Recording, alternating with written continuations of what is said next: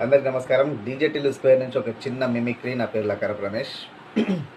నువ్వు మాట మీద నిలబడవాటిల్లు నిలబడని నేను వేస్ట్ తా ముందు 30 చెప్తా, తాగిన తర్వాత 90 చెప్తా. నెక్స్ట్ చెప్పొద్దు అంత మర్చిపోతా, అట్లుండదు మనతో.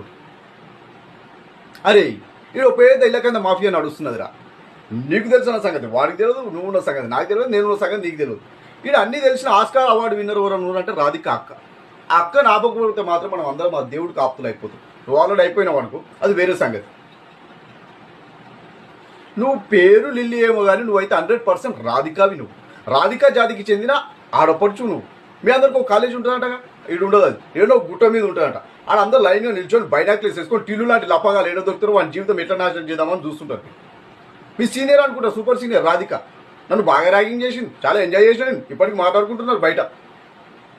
టిల్లుగా ఉన్న రోజులు రాధిక ఉంటుంది. ఒక లైలా మజ్ను, ఒక రోమియో జూలియట్,